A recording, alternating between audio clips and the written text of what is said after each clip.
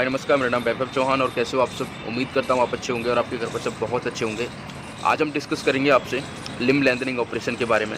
एक ऐसा ऑपरेशन जिससे हम किसी भी एज पर अपनी लंबाई बढ़ा सकते हैं। तो उस ऑपरेशन के बारे में आज मैं आपको कंप्लीट डिटेल में बताऊँगा।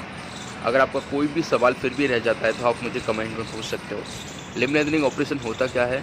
एक्चुअली में ये सर्जरी होती है, ऑपरेशन होता है। इसमें लिम्स के थ्रू हम हाइट बढ़ा सकते हैं। ठीक है, हम अपने पैरों की हाइट बढ़ा सकते हैं, हम अपने हाथों की हाइट बढ़ा सकते हैं। तो ये ऑपरेशन होता है। एक्चुअल में इस ऑपरेशन को कौन कराते हैं? या तो जिनके पैर छोटे रहते हैं, एक पैर छोटा एक पैर बड़ा, वो ऑपरेशन को कराते हैं। दूसरा, अगर पैरों में कोई इन्फेक्शन होता है तो वो इस ऑपरेशन को कराते हैं। या बोन्स की जो क्वालिटी है वो अच्छी ना हो जब इस ऑपरेशन को कराते हैं। बाकी आजकल कॉस्मेटिक रीजन से भी इस ऑपरेशन को कराते हैं। अगर किसी को अपनी हाइट बढ़ानी होती है तो वो लोग भी इस ऑपरेशन को करा लेते हैं। एक्चुअल में इस ऑपरेशन के ज़रिए हमारी हाइट बढ़ सकती है और हम मैक्सिमम इस ऑपरेशन से 3 to 8 इंच हाइट बढ़ा सकते हैं दोनों लिम्स के अंदर। अगर हम सिर्फ घुटनों से ऊपर की बात करें तो वहाँ से 3 इंच से लेकर 4 इंच तक हम अपनी हाइट बढ़ा सकते हैं। वहीं अगर घुटनों से नीचे की बात करें तो यहाँ भी हम 3 इंच हाइट बढ़ा सकते हैं। ऑपरेशन बहुत ही कॉमन है, बट कॉस्मेटिक रीजन से बहुत ही कम लोग डॉक्टर करते हैं। और हर कोई अपनी हड्डी नहीं तुड़वाना चाहता या कोई भी डॉक्टर रिस्क लेना नहीं चाहता, क्योंकि एक बहुत ही बड़ा कॉस्मेटिक ऑपरेशन ये होता है। इसमें बोन्स को कट करते हैं, फिर धीरे धीरे बोन्स की लेंथ बढ़ाते हैं और 1 मिलीमीटर इसमें डेली लेंथ बढ़ती है। ठीक है, तो करीब अगर हम बात करें आपको 7 to 8 सेंटीमीटर अपनी हाइट बढ़ानी है तो कम से कम 7 मंथ तो आपको लग ही जाएंगे, जहाँ पर 3 से लेकर 4 महीने में आपकी कंप्लीट हाइट बढ़ेगी और बाकी टाइम आपका रिकवरी में रहेगा। रिकवरी में मैं बोलूँगा कि आपकी जो बोन्स में गैप बना है, जो हाइट बढ़ी है, उस गैप को फिल होने में टाइम काफ़ी लग जाएगा। तो ये सब होता है इसमें।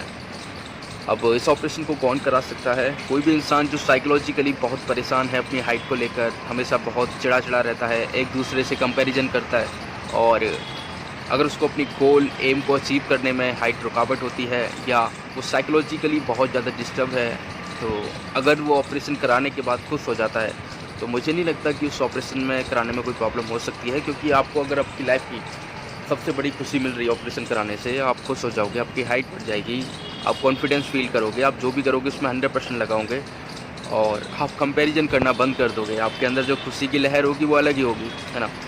अगर किसी इंसान के अंदर कोई इच्छा होती है तो इंसान परेशान हो जाता है, और वही इच्छा अगर बहुत टाइम से हो तो कितना परेशान होगा वो मैं समझ सकता हूँ।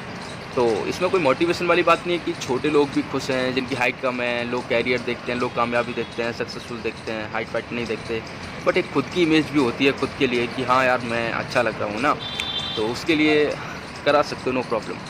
अगर मैं बात करूँ इस ऑपरेशन में कॉस्ट कितनी आती है तो ये डिपेंड करता है हॉस्पिटल टू हॉस्पिटल। कुछ हॉस्पिटल में इसमें 3 से लेकर 4 लाख रुपये में हो जाता है और कहीं 5 से लेकर 8 लाख रुपये लग जाते हैं और कहीं इससे भी ज़्यादा एक्सपेंसिव होते हैं। तो डिपेंड करता है कि जो डॉक्टर आपका ऑपरेशन करेंगे वो कितने एक्सपीरियंस वाले डॉक्टर हैं, कितना नाम है उनका।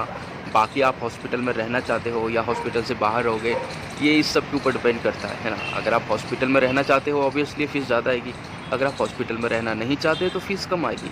और बाकी ऑपरेशन तो होता ही है, उसमें तो आपके लग ही जाएंगे। आप कहीं भी स्टार्ट कर लो, 1.5 लाख से लेके और 5 लाख रुपये ऑपरेशन में लग ही जाते हैं।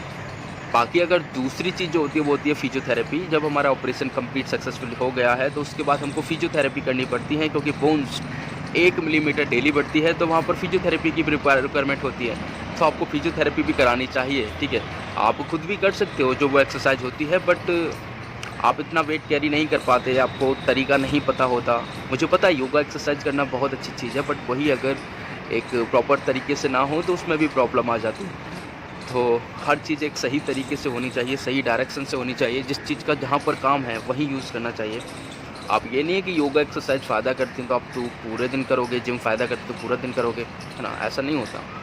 हर चीज़ का एक टाइम होता है, बाउंडेशन होता है और पता होना चाहिए कौन सी एक्सरसाइज कैसे करनी है।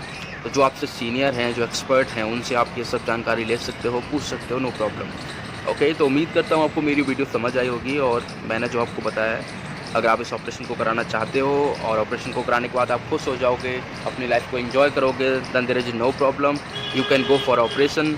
अब कहाँ कराना है ये आपके ऊपर है। जहाँ पर आपको कॉन्फिडेंस मिलता है, डॉक्टर आपको कॉन्फिडेंस दिलाते हैं, वहाँ पर आप इस ऑपरेशन को करा सकते हो। ओके।